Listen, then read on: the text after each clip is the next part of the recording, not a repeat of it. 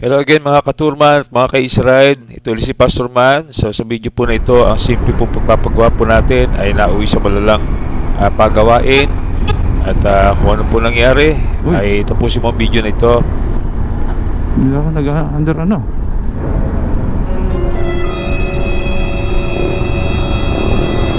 Ano nangyari?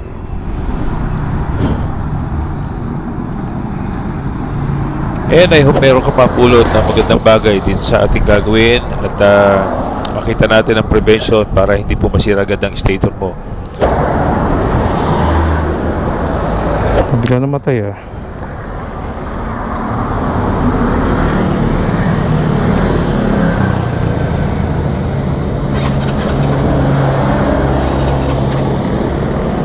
Pero bago ang lahat, introduction muna tayo.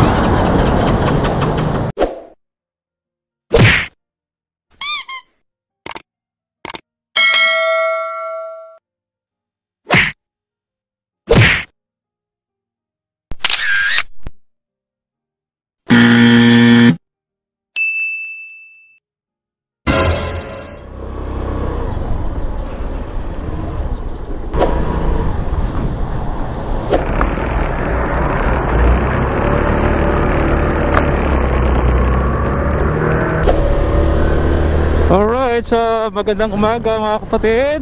Good morning everyone. Ito ulit si Pastor Man sa early morning, 8 o'clock pasado.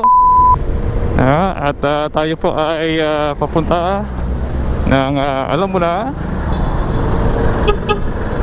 punta tayo ng Santa Cruz, Laguna, para tayo po ay magpaayos ng ating pong easy ride 150N. So tayo po ay magpapaayos po ng ating brake lever sa kaliwa kasi po ay sira at medyo malalim na po ang baon. At sabi ni Brother Hope, medyo delikados kasi po ay maaaring bumuon at hindi na bumalik. So kakaroon ka po ng biglaang preno, at pagka nagpreno ka ng biglaan ay posible pagkagat po na hindi na bumalik.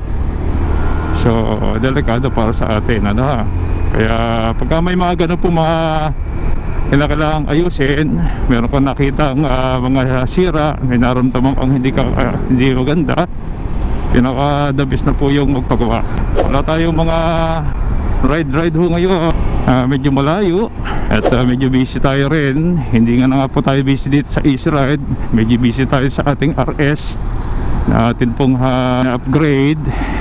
Saka pinag-aaralan nga po natin na mag-drive ng mayroong clutch. Ganda rin naman yung medyo sanay uli sa mayroong clutch, kasi hindi po laging matic ang gagamitin natin. Especially gusto ko rin bumili po ng kape 400. Uso ko kasi ngayon ay retro bike, kaya po marami po ngayon ang naglalabasan ng motor na naka-setup na retro. Pero maganda po rin talaga ang matic. Ang scooter ho na lumabas sa ating panahon ay napakaganda. Piga ka nga lang ng piga, sabi nga nila. Huwag na lang kukuskusin, piga lang. Hindi kagaya po na may clutch, magka-clutch ka pa.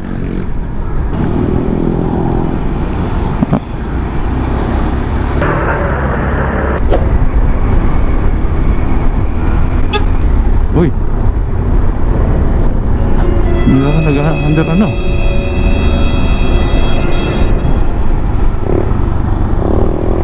Ano nangyari?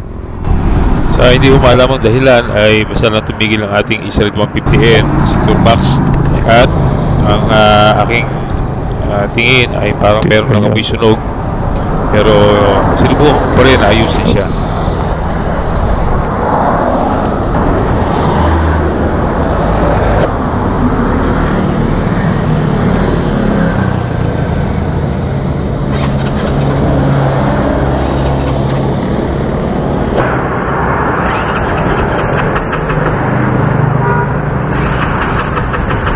At matapos po na aking i-check ang carburetor, i-check din po yung mga dapat i-check sa batteries, ay ay pa rin siyang umandar. Kaya pinabuti ko na tumawag po ng tulong at aking pakinontak si Brother Hope ng motor start pagsawitan para i-rescue po ang ating unit.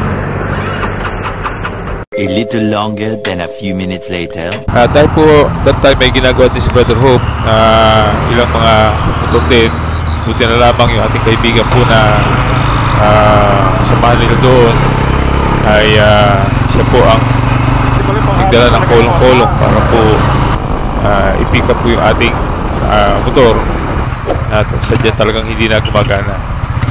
Ito po yung ating si Turmax nasira. Ilang bis na ako nagtawag, tatanda mo yung palabas ako, bigla ko nung tumba. Okay lang yun, natama talaga ng motor, kakaganyan ganun talaga. Tama kapatid magkagasta tayo. Mag-ano mo na to, kargahan mo sa may Sakaltex. Ano ang duty mo? Bukas pa. Nandiyan ka pala, medyo masyado mainit, papatama ka sa init. Kaya first time po nasupakay po sa kolong-kolong at pong Israel 150N na si Turmax. At hindi pala madali na mailagay po ito dito.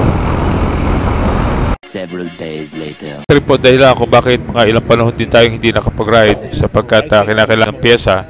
Okay, so palit stator. First time in 3 years. Kaya pala yung iba nagpapalit kagad, no? Kasi yung mileage din kasi, no? Kung nasa mga 30,000 na kilometers sa tatakbo nila, no? Kaya mga 1 year pa lang, ubus na kagad yung no? So, palit ko na stator. Pagin na natin sa Shopee. Legit na spare parts ng Motorstar mismo. Umabot ng 1.3 mahigit sama shipment. Ordinary, mura lang yun. Tandaan yung time mo yun. Okay, nabuksan mo na yan, di ba? So, ginamitan ng puller.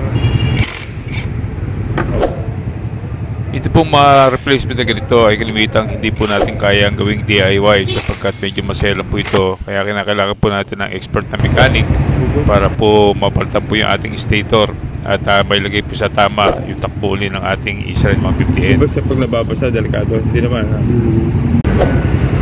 So, yung kanya pong CDI na stock, ibabalik. At ito po yung stator ng ating binili. Motorstar Gen 1 parts, Israel 150 R and Hawk. Okay, 150. Ayan, so state of assembly, China. Opo, China talaga. Okay, para ikabit po doon. Ayan, tatanggalin ang espada. Sana huwag mabali, ang espadang bali-bali. At si Brother Hope din ang nagbigay po sa akin ng link sa Shopee kung ano po yung genuine na pyesa na dapat bilhin at i-order. Balik ang stock na CDI. Alisin ang 4 pin.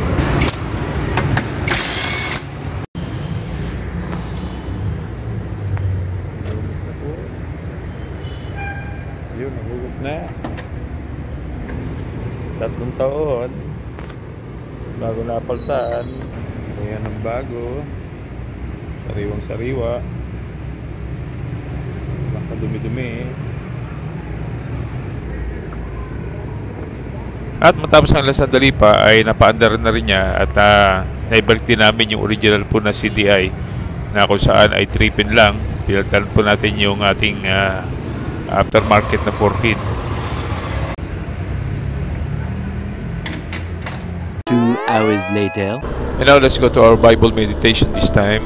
Our verse is found in 2 Corinthians chapter 4 verse 18, which says, "While we look not at the things which are seen, but the things which are not seen. For the things which are seen are temporal, but the things which are not seen are eternal." Ano yung sabihin po nito? May 3 bagay na nais kong ibahagi mula sa talatang ito. Una, nothing remains the same. Opo, lahat po ay nagbabago. Lahat po ay nag-iiba. Lahat po ay naluluma at lahat po ay nasisira. Yun po ang batas sa second law of thermodynamics. Ang sabi po ng talata, for the things that are seen are temporal. Ang ibig sabihin po nito, lahat ng mga bagay na ating nakikita ay temporary lamang, hindi magtatagal. hindi po permanente, at isang araw po'y masisira, mawawala. Pangalawang bagay is change is constant. Ano ibig sabihin po nito? Ang pagbabago po ay tuloy-tuloy. Kahit anong gawin mo, talagang may mababago at mababago sa paligid, sa mga halaman, sa mga puno, maging sa ating sarili, na kung saan makikita po natin as we grow older ay meron pagbabago na gaganap sa iyong katawan at maging sa ating kaisipan. Isa lang po hindi nagbabago ang ating Panginoon. Sabi po ng aklat ng Malakay chapter 3 verse 6, "For I am the Lord, I change not.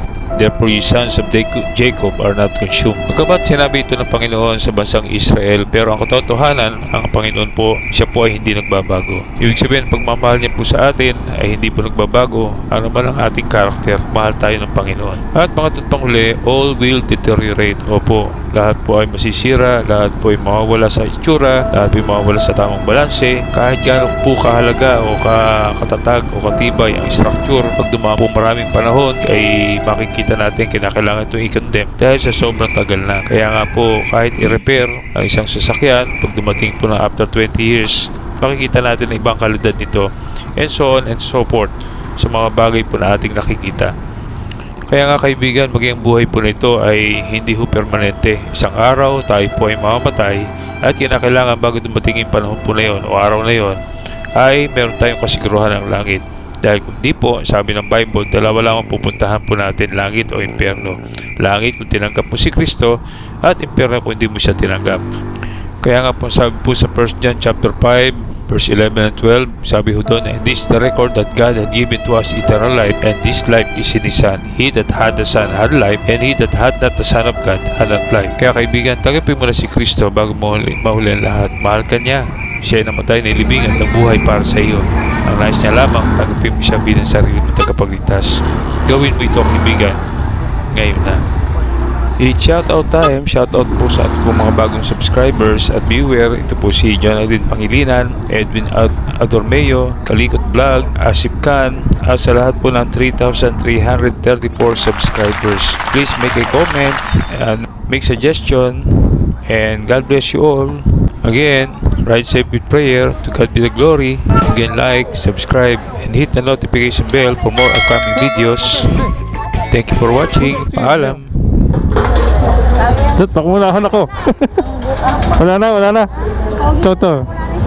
Bopis po. Oh, bopis. Ito isa. Saan po kayo galing? Santa Cruz. Right.